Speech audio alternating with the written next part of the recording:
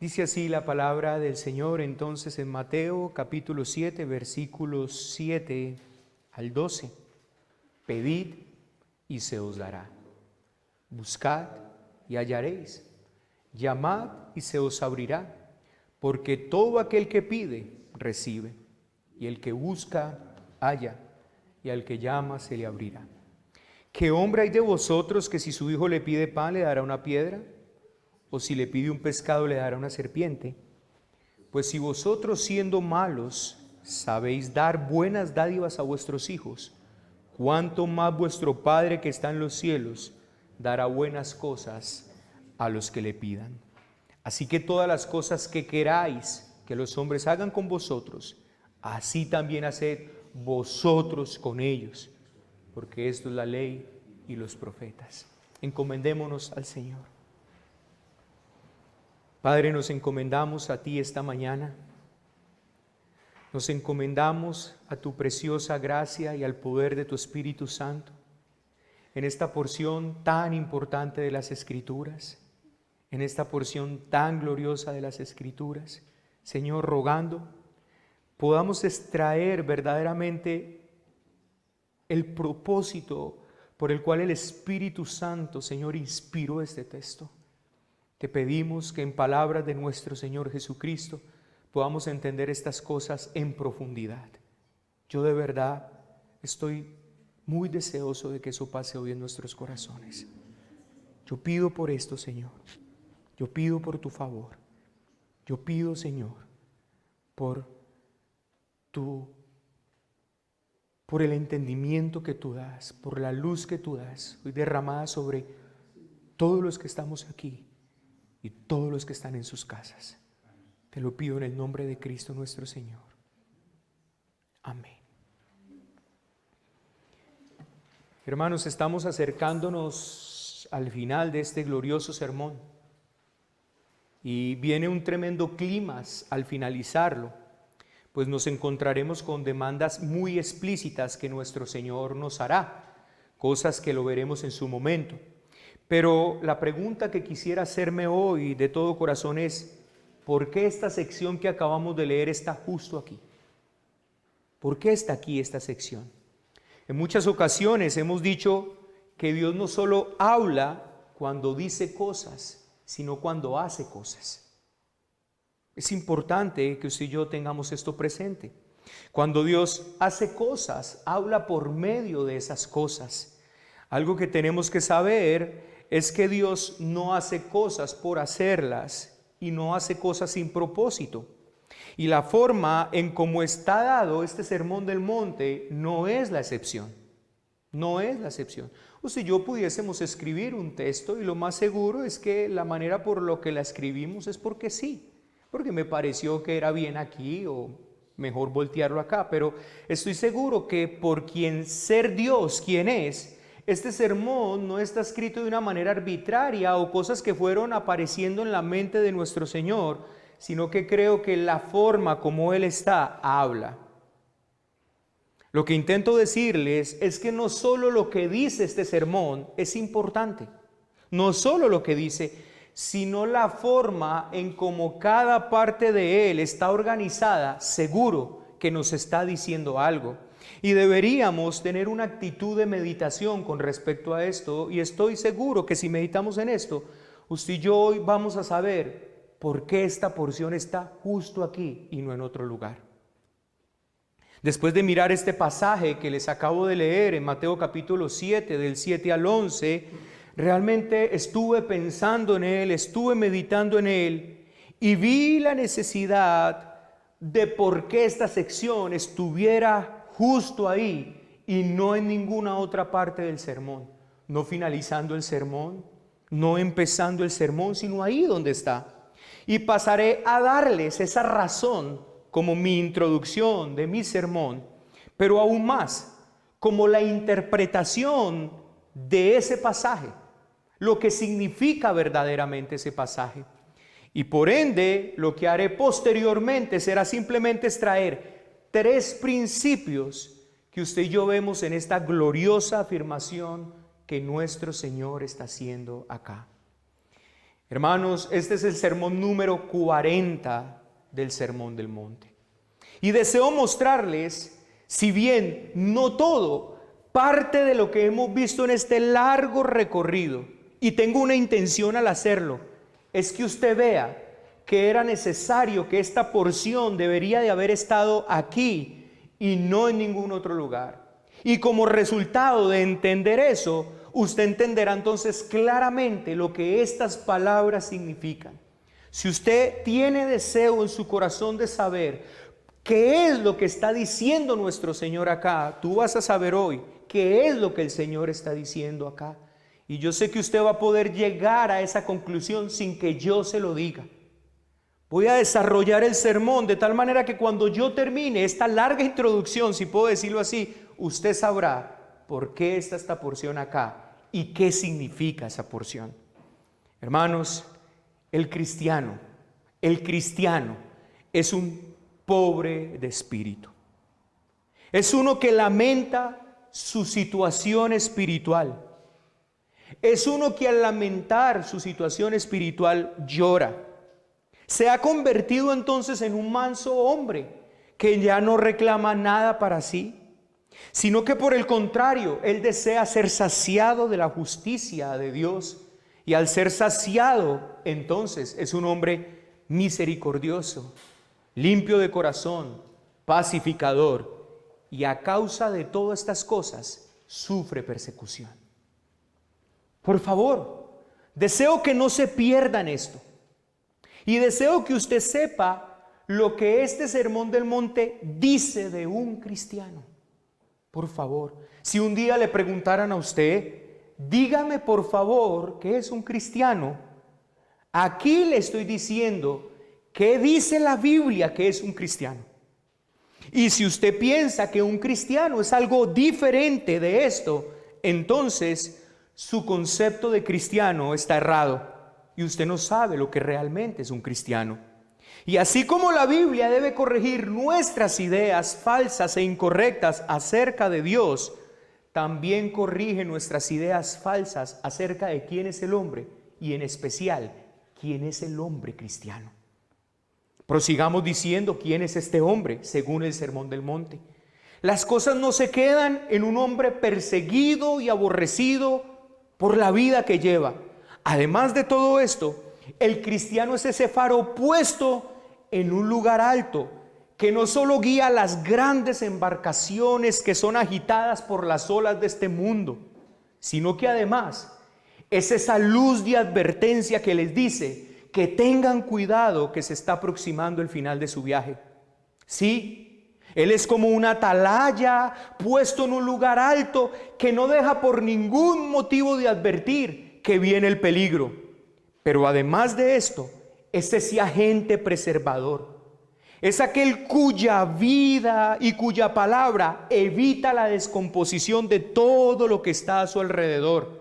Y además de esto, es aquel que con su mensaje de esperanza y vida da sabor a las vidas insípidas de los moradores de esta tierra. Es uno además que ama la ley del Señor, desde el mandamiento más pequeño hasta el más elevado de ellos. Su deseo no es solo vivirlo, sino también enseñarlo, pues él tiene el nombre de ser grande en el reino de los cielos. Así pues, primero nuestro Señor presenta una descripción de los ciudadanos del reino de Dios, del reino de los cielos, y primero y sobre todo nos da en las bienaventuranzas una descripción de la naturaleza esencial del cristiano. Y por favor ponga estas palabras en su mente: una naturaleza esencial del cristiano. Pero no se queda allí. En segundo lugar, el Señor prosigue con cuál es la función del cristiano en este mundo. Y el cristiano es luz del mundo y sal de la tierra. Pero nuestro Señor prosigue y nos muestra cómo es que este cristiano vive en una profunda y estrecha relación sincera y verdadera con la ley del Señor. Pero la palabra cristiano es algo tan elevado que no hemos llegado ni a la mitad, porque justo después de esto se nos dice que la justicia de los cristianos es muy superior a la justicia de los hombres religiosos que vivieron en el tiempo de nuestro Señor Jesucristo.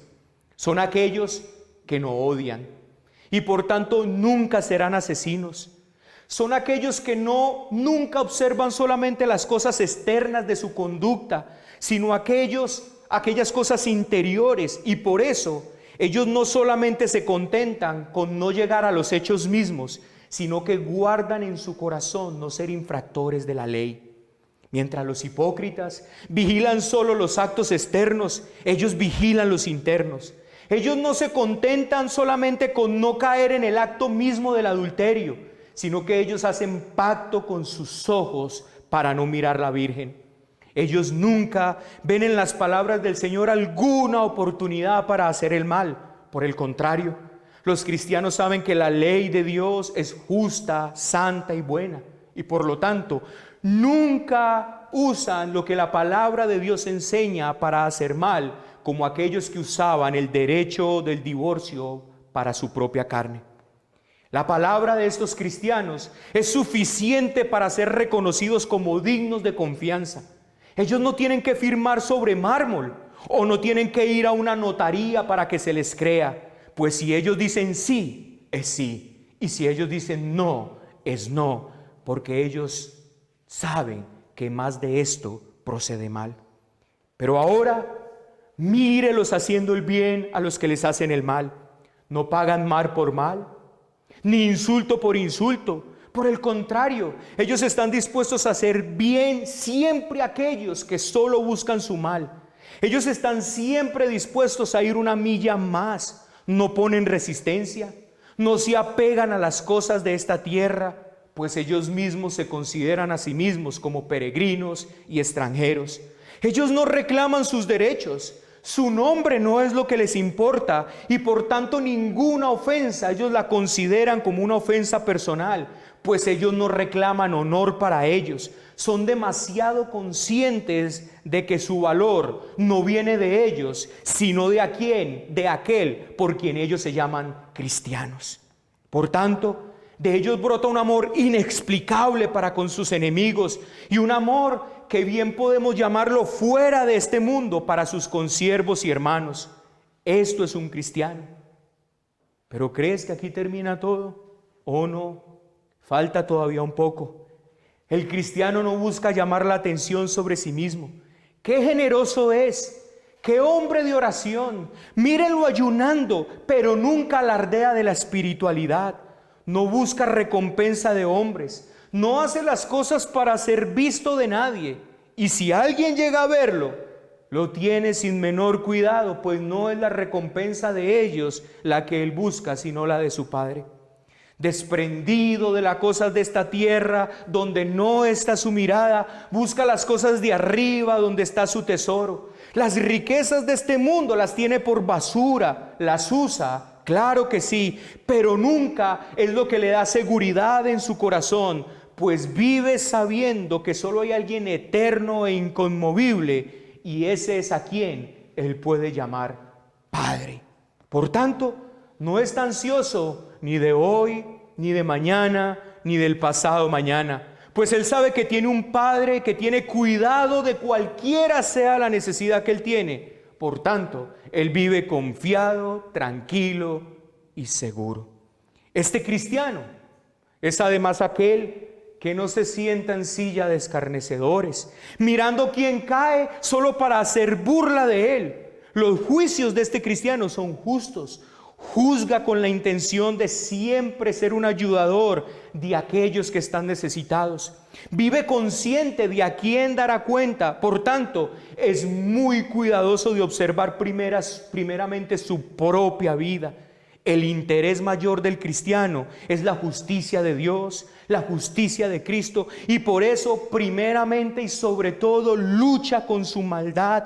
Es un experto lidiando con su propio pecado. Por eso cuando se trata de lidiar con el pecado ajeno, lo hace con el espíritu correcto, pues nunca el pecado de otros es tan grave para él como su propio pecado. Administra muy bien el tesoro que le fue dado. sabe que es poseedor de un gran tesoro, se esfuerza por compartirlo, por darlo a otros, pero siempre con la sabiduría y el discernimiento de no estarlo dando donde no es apreciado y valorado. Por tanto, él se esfuerza por no ser tropiezo a esa perla que le fue entregada. Por el contrario, trabaja, estudia, crece para ser cada vez más competente en la presentación de este precioso tesoro que se le otorgó. Y cuando es rechazado, él nunca toma esto como algo personal, sino que su conciencia está limpia delante del Señor y sabe cuándo es el tiempo de sacudir sus pies y sus vestidos en señal de protesta contra aquellos que no lo odian a Él, sino que odian el precioso tesoro que Él presenta. Esto, a grandes rasgos, es lo que es un cristiano según el Sermón del Monte. ¿Qué sientes, cristiano, en tu corazón?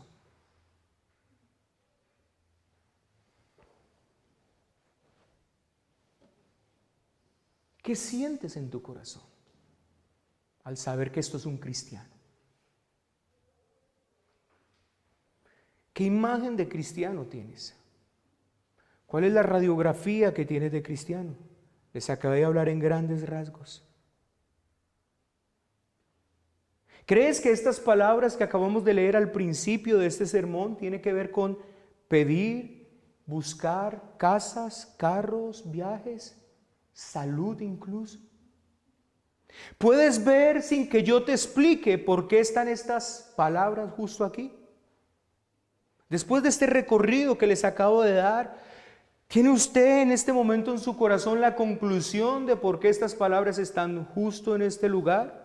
Si tuvieras al Señor enfrente y Él te hubiera dicho todo lo que yo te dije que es un cristiano, y si Él hubiese acabado su sermón en el versículo 6 del capítulo 7 y te dijera, di algo, ¿qué dirías? ¿Qué dirías? No es difícil, hermanos, demostrar que esta afirmación, lejos de ser una promesa universal por la que Dios se ha comprometido a darnos todo lo que le pidamos, es de hecho algo mucho mayor que eso. Doy gracias a Dios. Permítame expresarlo de esta manera con toda claridad. Doy gracias a Dios que Él no esté dispuesto a darme todo lo que a mí se me ocurra pedirle. Doy gracias a Dios por eso. Y digo esto, hermanos, como resultado de mi propia experiencia en mi vida. Y sé que al igual que todos los que están acá, han pedido a menudo cosas a Dios. Y han pedido que Dios haga cosas que en esos momentos usted tal vez deseaba mucho y creía que era algo bueno y tal vez lo mejor para ti. Pero ahora, en este momento, situado tal vez 1 año, 2 o 3 años más adelante, usted sabe que está profundamente agradecido con Dios de que Él no le haya concedido esas cosas que usted pidió, porque quién sabe usted dónde estaría. Gracias a Dios que me cerró puertas en mi propia cara. Yo le doy gracias a Dios por eso. En aquel momento yo no lo entendí, pero ahora sé y estoy agradecido a Dios por ello. Por ello doy gracias a Dios de que esta no sea una promesa universal y que Dios no me vaya a dar todo lo que yo deseo y pido. Dios tiene cosas mucho mejores para nosotros, las cuales usted y yo veremos a continuación. Hermanos, la forma adecuada de ver esta promesa es la siguiente, y ante todo preguntémonos por lo obvio: ¿por qué está aquí esta palabra? ¿Por qué está esta palabra en esta fase determinada del Sermón del Monte? ¿Qué le diría yo al Señor si tuviera la oportunidad de decir algo justo cuando Él terminó? No deis lo santo a los perros, ni echéis vuestras perlas delante de los cerdos, no sea que las pisoteen y se vuelvan y se os despedacen. ¿Qué le diría yo al Señor? ¿Sabe qué le diría yo al Señor? Después de haber escuchado todo ese sermón, todo lo que es un cristiano, yo lo único que podría decir es: necesito ayuda. Necesito gracia.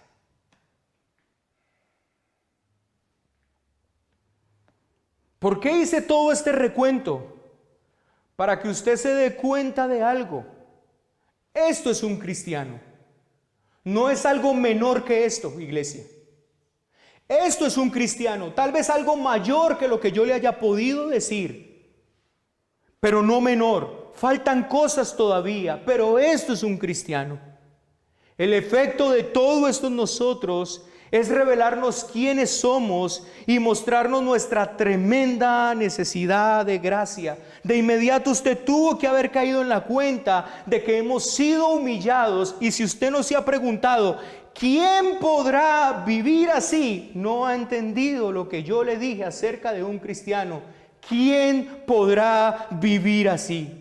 ¿Cómo puede un simple hombre mortal vivir de acuerdo a tales normas? Y no solo esto, usted debe caer en la cuenta de la necesidad tan tremenda que usted y yo tenemos de ser purificados.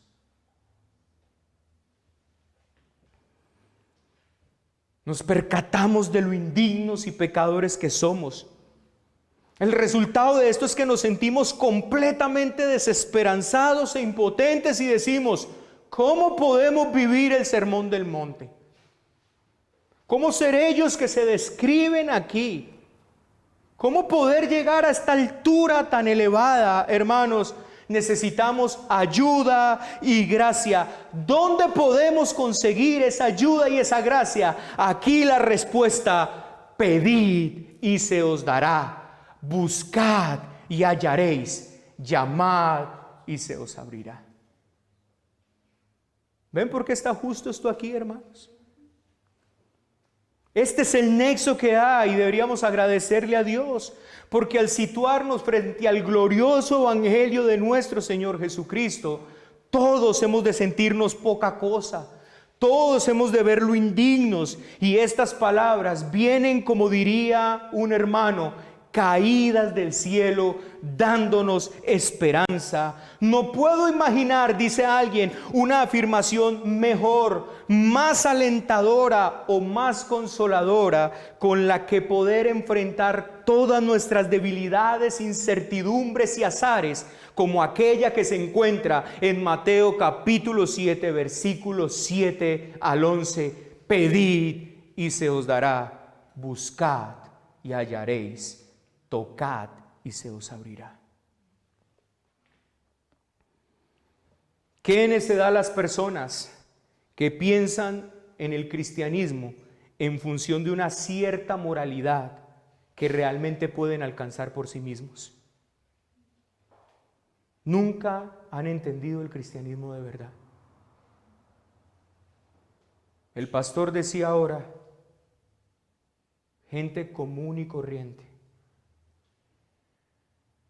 Hermanos, esto no es común y corriente. Esto es fuera de esta tierra. Esto es lenguaje celestial. Esto es vida espiritual.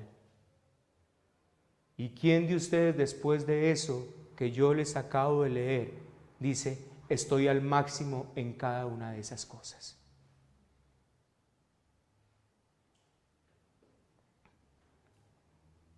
La norma que se nos plantea a usted y a mí es la del Sermón del Monte. Y según ella, quedamos aplastados hasta el suelo. O si no, vuelva hoy a casa y lea otra vez el Sermón del Monte. Y usted podrá notar, hermanos, nuestra incapacidad total y nuestra necesidad desesperanzada de gracia. O perdón, desesperada de gracia, mejor, porque hay esperanza. He aquí la respuesta. El suministro está disponible. Y nuestro Señor lo repite 2 veces para ponerlo de relieve. Al examinar esto, hermanos, usted y yo tenemos que plantearnos una serie de preguntas. ¿Por qué somos lo que somos si existen tales promesas? ¿Por qué? ¿Por qué es tan pobre la calidad de nuestra vida cristiana? Nos quedamos sin excusa. Todo lo que necesitamos está disponible, porque entonces somos como somos. ¿Por qué no somos ejemplos más perfectos de este Sermón del Monte? ¿Por qué no nos conformamos cada vez más al modelo de nuestro Señor Jesucristo mismo? Se nos ofrece todo lo que necesitamos, Todo nos ha sido prometido en esta promesa. ¿Por qué no nos servimos de ella como deberíamos hacerlo? ¿Qué pregunta la que deberíamos respondernos? Respóndase usted, por favor, cristiano, ¿por qué es usted como es? Pregúntese en este momento.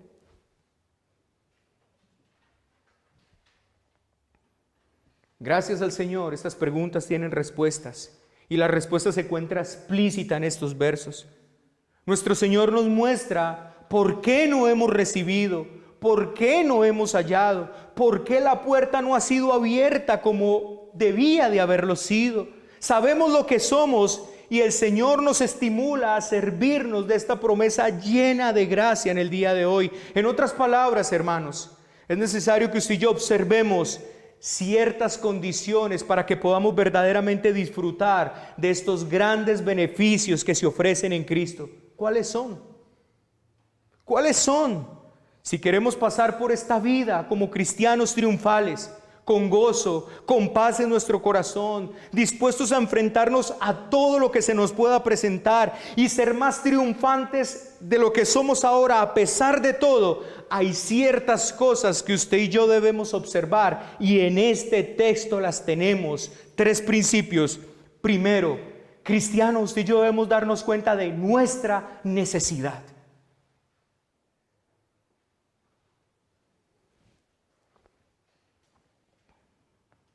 ¿Qué nos muestra explícita e implícitamente este pasaje? ¿Qué nos muestra el Sermón del Monte hasta este momento? ¿Qué nos hace ver, sentir y entender lo que es un verdadero cristiano? Hermanos, solo una cosa: lo necesitado que usted y yo somos y lo necesitados que estamos. Es extraño, pero hay personas que parecen pensar que lo único importante es que las promesas están ahí. Lo importante es la gracia de Dios. No, hermanos, eso no es suficiente, porque el problema básico del ser humano es que no cae en la cuenta de esa gracia que está disponible. Ese es el problema. El hecho no es que la Biblia abunda, lo importante no es que la Biblia abunda de promesas. El problema real lo tenemos en que el ser humano no cae en cuenta de la necesidad de esas promesas para su vida. Y parece que solo el hecho de decir la gracia de Dios, parece que eso por ósmosis funcionara. Pero cristiano no es así. Hay muchos que predican acerca del Señor Jesucristo y no consiguen mucho efecto. ¿Y saben por qué? Porque no hay doctrina del pecado. Y porque sin doctrina del pecado, Cristo no tiene sentido.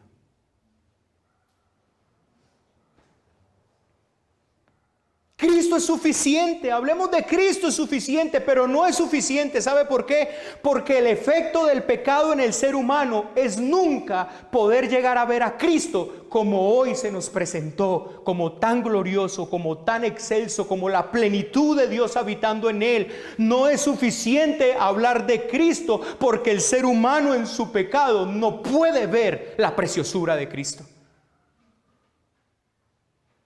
Hermanos, nos gusta considerarnos, o no nos gusta, mejor, considerarnos como pobres. No nos gusta que se nos haga sentir la necesidad. La gente tal vez está dispuesta a escuchar muchos sermones donde se le habla de lo lindo que es Cristo, de cómo bendice Cristo, pero déjemelo hasta ahí. En el momento que la persona es confrontada con la necesidad que tiene de ese Cristo y de arrepentirse de sus pecados y entregarse por completo a ese Cristo, allí empiezan los problemas. Hermanos, los 2 elementos esenciales para la salvación y el gozo que hay en Cristo, escúchelo por favor, es tu conciencia de la necesidad y tu conciencia de la gracia para esa necesidad. Pero sin necesidad no podrás saber que hay gracia para ti. Tú y yo estamos necesitados. Cristiano, tú y yo estamos necesitados. Solo nos podremos dar cuenta, hermanos. Solo nos podemos dar cuenta de verdaderamente pedir cuando usted y yo podamos decir: miserable de mí, y busquemos liberación. Los otros no son conscientes de su necesidad. El que sabe que está hundido es el que comienza a exclamar como Pedro exclamó: Señor, sácame de aquí. Entonces comienza a darse cuenta de las posibilidades que existen en Cristo.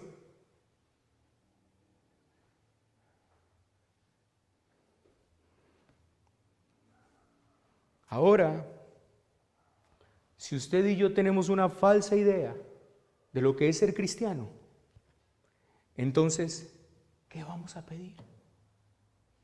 Si usted ya llegó a la meta máxima,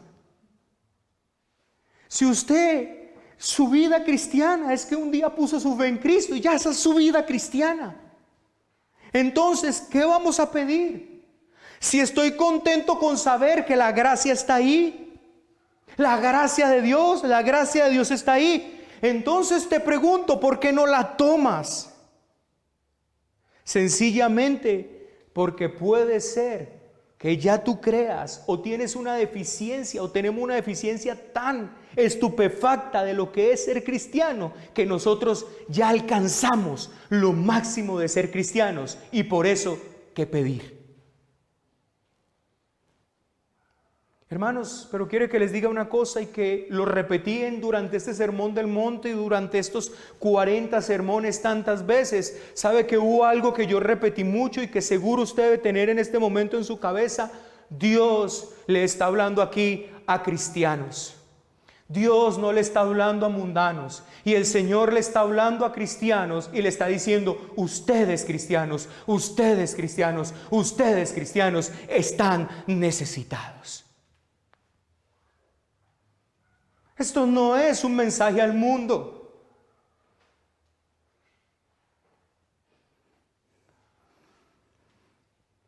Hermanos, es como si el Señor dijera aquí, justo en este sermón: miren todo lo que les he dicho que es un cristiano.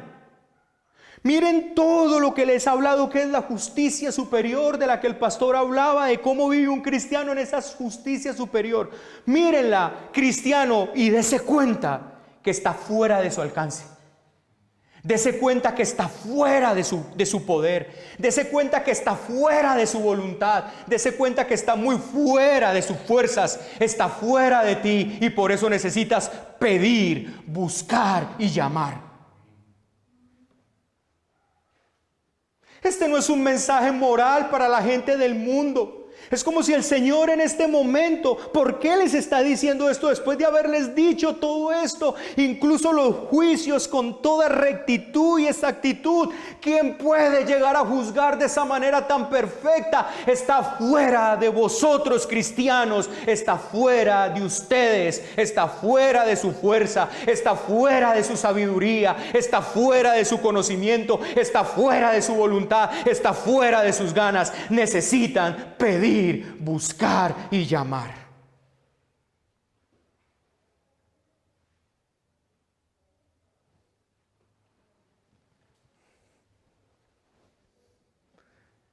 Lo que el Señor de antemano está subrayando acá y con lo que comienza este importante y glorioso mensaje que ha sido tan distorsionado por los falsos maestros, es que te está diciendo: date cuenta de tu necesidad, cristiano.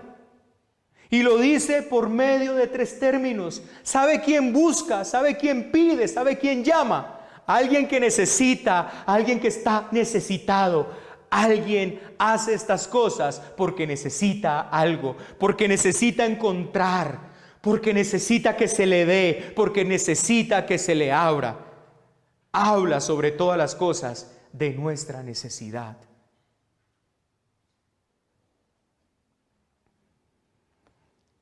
Llevamos un tiempo orando con el pastor Melkin y con el hermano Juan Pablo. Doy gracias al Señor por esos tiempos, han sido mucha bendición. Todos los días nos reunimos a orar Y en estos días el hermano Juan Pablo elevó una oración muy precisa de abandonar nuestro orgullo. Pero el hermano enfocó esa oración de una manera particular. Ese orgullo que se ve reflejado en nuestra poca petición, en nuestra poca búsqueda, en nuestro poco llamar. Hoy se aprendió una jerga evangélica: sin Dios no soy nada, sin Dios no puedo, necesito su gracia, necesito su ayuda, sin Él nada soy. Pero son solo palabras que suenan muy humildes, pero nuestra poca petición, nuestra poca búsqueda, nuestro poco llamar pone en evidencia lo orgulloso que somos y lo lejos que estamos de ser, hermanos, estos cristianos. Hermanos, a la vez, lo lejos que estamos de poner nuestras rodillas en el suelo para hacerlo. ¿Sabe qué nos está enseñando aquí, hermano? Tú y yo nunca podremos conseguir ser estos cristianos de los que el Señor habla aquí, a fuerza de voluntad bruta. ¿Sabe qué está diciendo el Señor aquí? Tú nunca lograrás ser el cristiano que yo estoy hablando aquí, a menos que entiendas lo alejado que estás de esto, lo alto que es esto, lo superior que es esto, y te humilles y busques y pidas y clames por ser esto.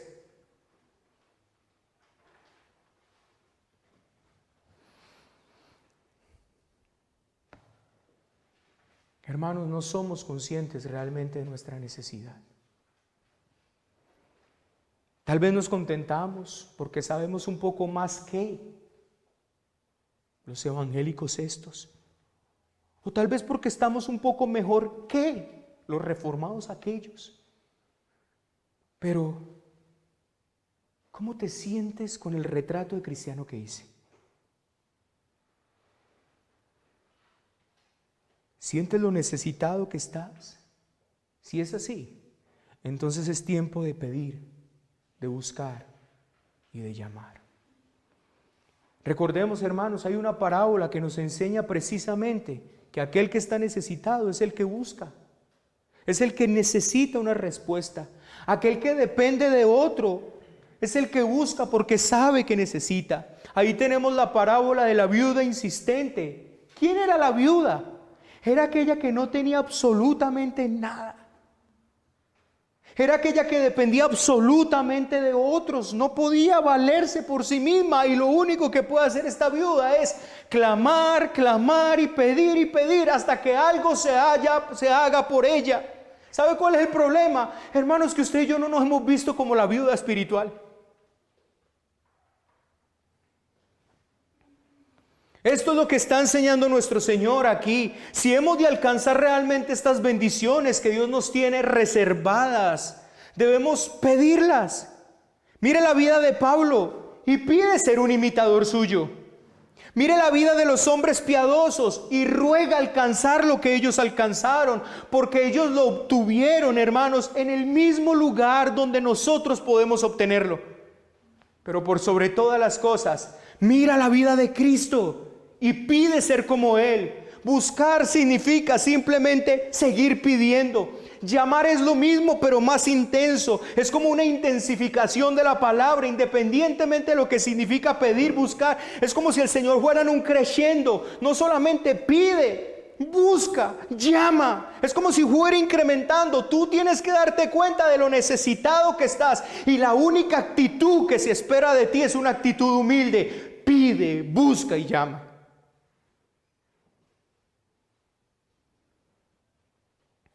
Seguimos, persistimos.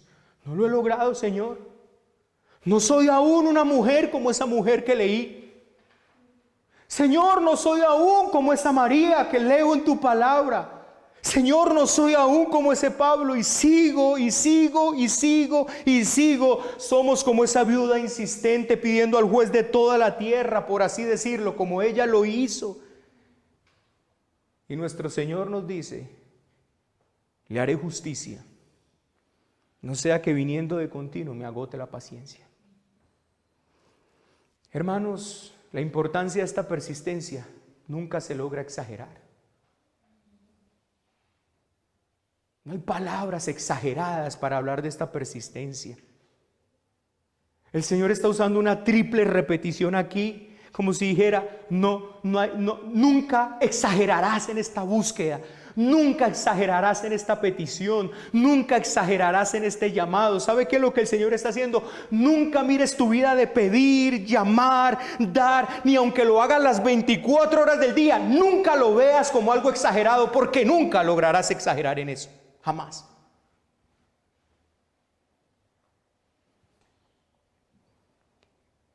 Hermanos, lo más fatal en la vida cristiana es contentarse con deseos pasajeros.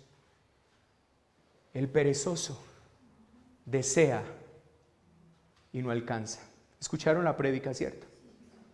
¿Y saben quién es el perezoso? No es ese. Es el indolente. Es el que después de leer un libro de un buen puritano, es el que después de leer la palabra de Dios y ver estos hechos gloriosos que están acá dice, ay, ¿cuándo llegaré yo a hacer eso? Y ahí se queda. Es ese indolente que mira la vida de Gladys Aylward o de Amy Kay Markle o cualquiera de esas mujeres. Es la mujer indulgente que dice, ay, qué hermosa gracia que recibió esa persona. Pero eso fue para ella. El indolente que se queda en deseos pasajeros y nunca logra nada en su vida. Pero si usted y yo queremos ser realmente hombres y mujeres de Dios, si queremos realmente conocerlo y andar con Él, experimentar las bendiciones inagotables que Él tiene reservadas para nosotros, hermanos, debemos persistir cada día sin descansar, sin dejar de hacerlo por estas cosas que su alma y mi alma desean.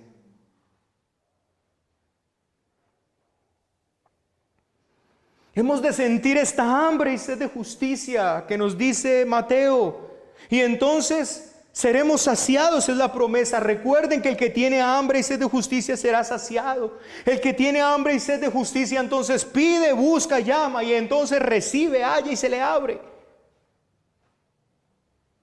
Persistencia. Esto es lo primero. Caer en la cuenta de nuestra necesidad. Caer en la cuenta de la provisión que hay de gracia y entonces persistencia para buscarla. Hermanos, después del Señor hablar de lo que es un cristiano, les dice, pidan, busquen y llamen. Así pues, en primera instancia nos hemos de dar cuenta de nuestra necesidad. Segundo, hermanos, nos hemos de dar cuenta que Dios es nuestro Padre. Nuestro Señor habla acerca de esto en el verso 9 y lo plantea así: ¿quién hay de vosotros que si su hijo le pide pan le dará una piedra? Este es el principio básico, caer en la cuenta de que Dios es nuestro Padre. Esto es lo que nuestro Señor enfatiza en este pasaje y dice aquí. Y esto tiene serias implicaciones, hermanos.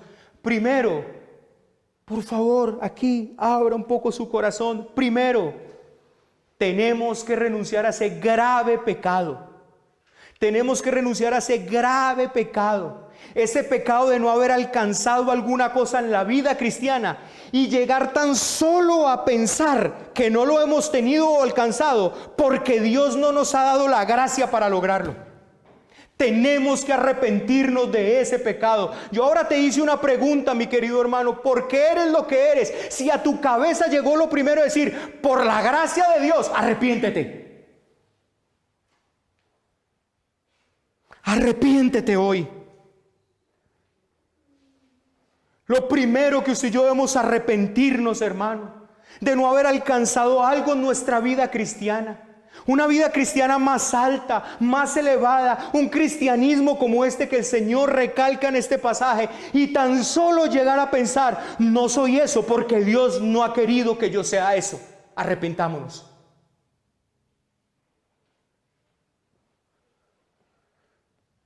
Hermanos, que esta verdad de la palabra de hoy corrija en nosotros este pensamiento inicuo y malvado de tan solo llegar a pensarlo.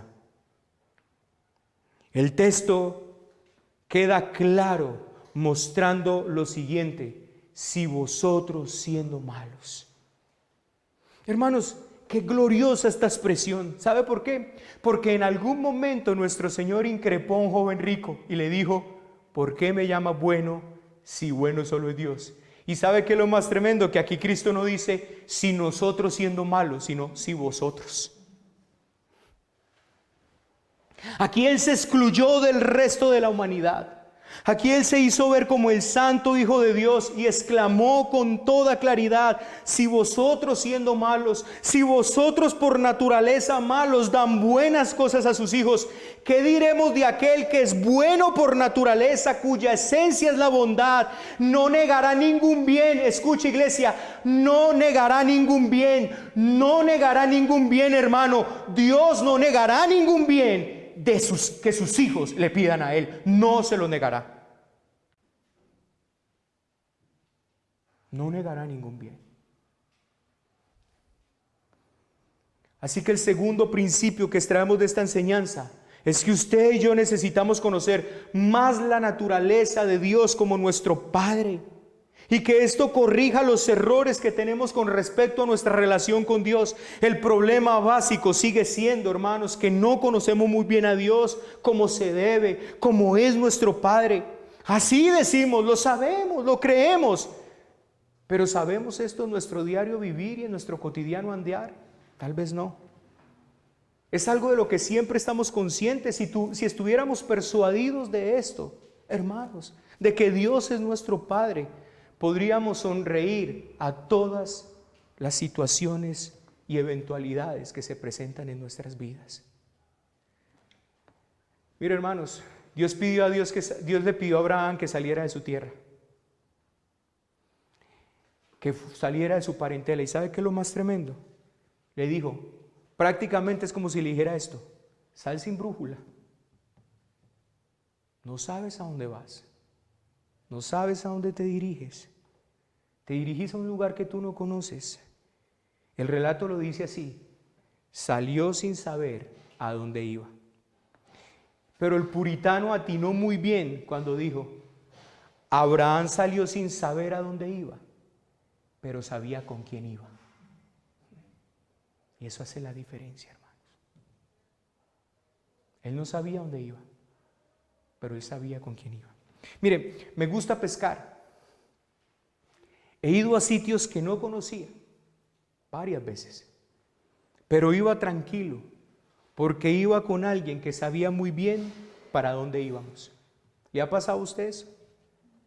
Que de pronto va a algún lugar usted no conoce, pero usted va a paz, completamente tranquilo. ¿Por qué? Porque va con una persona que sabe muy bien para dónde va, a dónde se lo está dirigiendo, y eso a usted le da tranquilidad. Hermanos, lastimosamente usted y yo en nuestra vida de fe parece ser que todavía no sabemos con quién vamos. Parece ser que no sabemos con quién vamos. Y parece, hermanos, que es tan incierto para nosotros. Pasa algo y nos preguntamos: ¿será que Dios sabe a dónde nos está dirigiendo? Qué triste, pero es la realidad, hermanos. Nos da paz que un hombre nos dirija cuando sabemos para dónde va, pero hermanos, nos cuesta dejar que Dios dirija nuestra vida, que Dios nos lleve por donde Él debe llevarnos. Le creemos a RCN, le creemos a Caracol, le creemos a CNN. Nos da paz cuando el mundo dice algo que esperábamos que nos dijera, pero lo que Dios dice en su palabra, como que tenemos dudas todavía. Cristiano, si lo eres, si has rechazado cualquier otro camino que no sea Cristo, si has abandonado tu propia justicia, si te has arrojado a los brazos de Cristo, si lo has confesado con corazón sincero, si lo has recibido como tu Señor y tu Salvador, si has dejado tu rebeldía en su contra, si de rodilla te has sometido a su señorío, entonces Dios, el Dios que creó los cielos, el Dios que creó todas las cosas, el Dios que sostiene todas las cosas con la palabra de su poder, es nada más ni nada menos que tu Padre. Y Él nunca, nunca te negará ningún bien que tú le pidas, jamás.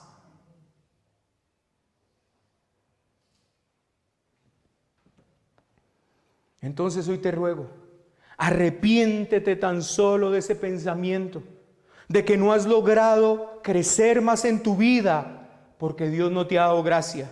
Reconoce hoy que ha sido tu indolencia, tu pereza, tu orgullo. Pídele, busca y llama hoy a tu Padre, y tu Padre te dará, y entonces hallarás y se te abrirá. Eso es lo que esta palabra está diciendo aquí, hermanos. Primero, estás necesitado. Segundo, Dios es tu Padre, y nada de lo que tú le pidas, ningún bien espiritual que tú le pidas, Él te negará a dártelo. Y en tercer lugar, como Dios es nuestro Padre, nunca nos dará nada malo. Hermanos, nos dará solo lo bueno. ¿Qué hombre hay de vosotros que si su hijo le pide pan le dará una piedra, o si le pide un pescado le dará una serpiente? Multiplique esto por el infinito, y esta es la actitud de Dios hacia sus hijos. Creo que hemos pecado contra nuestro Señor. En nuestra necedad llegamos a pensar que Dios está en contra nuestra cuando nos sucede algo desagradable. Pero Dios es nuestro Padre, y como nuestro Padre, escuche, nunca Dios nos dará nada malo. Es imposible para Él darnos a nosotros algo malo.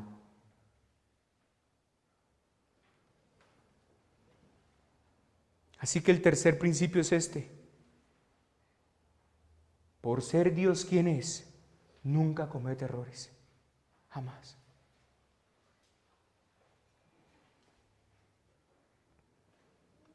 Hermanos, Dios conoce la diferencia entre lo bueno y lo malo en una forma única. Mira, un padre terrenal no da piedras en vez de panes, ni serpientes en vez de pescados, pero comete errores.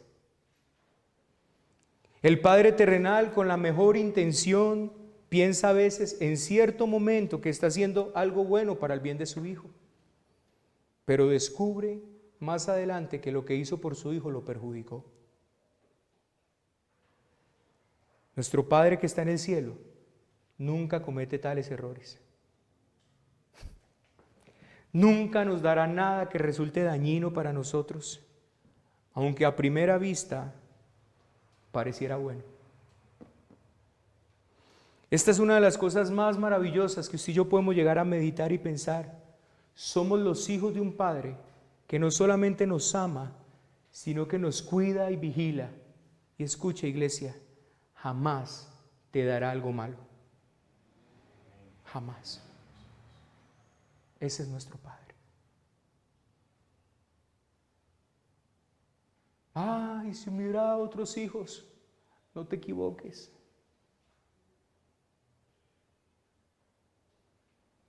No te equivoques. Nunca nos engañará, nunca nos manipulará, nunca nos hará nada malo, nunca nos engañará, nunca cometerá errores en lo que nos ha de dar. ¿Sabe por qué? Porque Dios tiene un conocimiento absoluto. Si comprendiéramos bien interno en nuestro corazón que estamos ante un Padre así, nuestra visión de lo porvenir quedaría completamente transformada. Hermano cristiano, ¿qué es lo bueno que este texto dice que se nos dará? Lucas 11, verso 13, pasaje paralelo a este, Lucas 11, 13, nos dice con exactitud qué es lo bueno que el Señor nos va a dar. Pues si vosotros, siendo malos, dice el texto, sabéis dar buenas dádivas a vuestros hijos, cuánto más vuestro Padre Celestial dará el Espíritu Santo a los que se lo pidan. Oh, bendito Dios y bendita promesa, porque es justo lo que usted y yo necesitamos más que nunca y más que nada, el Espíritu Santo, hermanos. Así es. Y al darnos al Espíritu Santo nos da todas las cosas, todas las disposiciones que usted y yo necesitamos, todas las gracias, Todos los dones vienen cuando el Señor nos da el Espíritu Santo. Todo se nos da en Él. Pedro, resumiéndolo, lo dice de la siguiente manera: todas las cosas que pertenecen a la vida y a la piedad nos fueron dadas por su divino poder. Todas las cosas. Hermanos, no hay nada por tu bien espiritual, no hay nada por tu crecimiento espiritual, no hay nada por el bien de tu alma, no hay nada por lo que tú quieras crecer para bendecir a otros, para bendecir a este mundo, para tu obediencia a Dios, para el amor a los hermanos. No hay nada que tú no quieras que pidas y el Señor te niegue. Nada. Este texto lo deja claro. No hay posibilidad de que te diga no. No hay posibilidad de que te diga mañana. El Señor le está diciendo: si tú lo buscas, si tú lo pides, si tú llamas como aquel que está verdaderamente necesitado, se te dará, se te entregará, se te abrirá. Eso es lo que el Señor nos está diciendo en este texto. Hermanos, el problema no está en Dios. El problema está en nosotros. El problema está en nuestra poca disposición de pedir. El problema está en nuestra indolencia. El problema está, como lo manifestaba el pastor César, hermanos, que vemos grietas en nuestras almas y no hacemos nada para solucionar esas grietas. El problema está que vemos un hueco en nuestra vida espiritual y no nos importa tapar ese hueco en nuestra vida espiritual. Ese es el problema. El problema no está en Dios. El problema, aquí el Señor está diciendo, el problema está que tú, siendo necesitado, no te consideras un necesitado.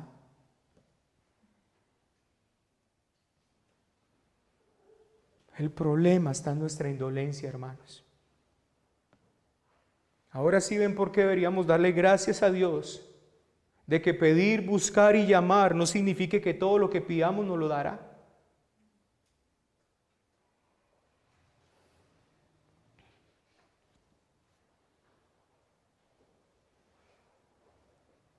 Hermanos, ¿qué significa esto entonces?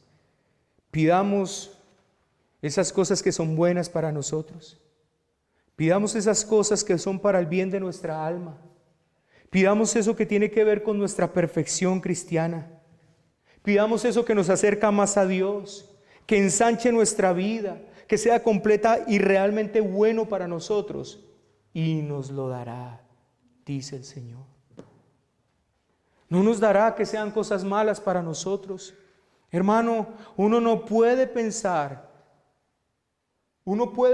tú puedes pensar, es que esto es bueno, Señor, pero el Señor sabe si es bueno o no. Confía en Él. Confía en Él. Él nos dará lo que es bueno para nosotros. La promesa literalmente es esta: si tú buscas esas cosas, si tú buscas la plenitud del Espíritu, si tú buscas esa vida de amor, si tú buscas esa vida de paz, de paciencia, esas benditas joyas del que el pastor ha estado diciendo aquí, hermanos, pero esa es nuestra indolencia. Hemos escuchado el amor que con el cual fuimos vestidos y lo vemos en nuestra vida. No, ¿qué me importa? Hemos visto la paciencia con la que Dios nos vistió y nos adornó. La vemos en nuestras vidas. No, ¿qué me importa? Hemos visto la sabiduría con la que hemos sido adornados. La tenemos, la vivimos en nuestra vida. No, ¿qué importa? Ese es el problema, nuestra indolencia, hermanos.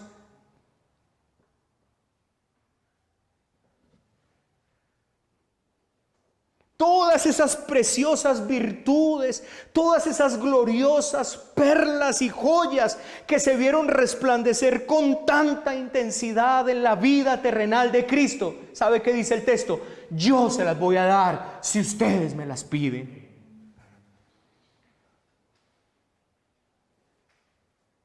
Yo se las voy a dar. Vimos hoy que es un cristiano, hermanos. Y el Señor está dispuesto a darnos esa vida de cristianos. Pero, hermanos, el Señor truncará todo esfuerzo orgulloso. El Señor truncará todo esfuerzo por usted querer simplemente aparentar frente a los hombres. ¿Sabe por qué? Porque eso lo único que llevará es a darnos gloria a nosotros mismos, a envanecernos más. Pero si usted y yo vamos y nos humillamos ante el Señor para que luego seamos el reflejo del resplandor de Él, y que todo lo que sea nuestra vida de paciencia, nuestra vida de amor, nuestra vida de sabiduría, sea solo olor grato y alabanza para Él, Él nunca nos lo negará. negará, jamás nos lo negará a nosotros como sus hijos, hermano, jamás.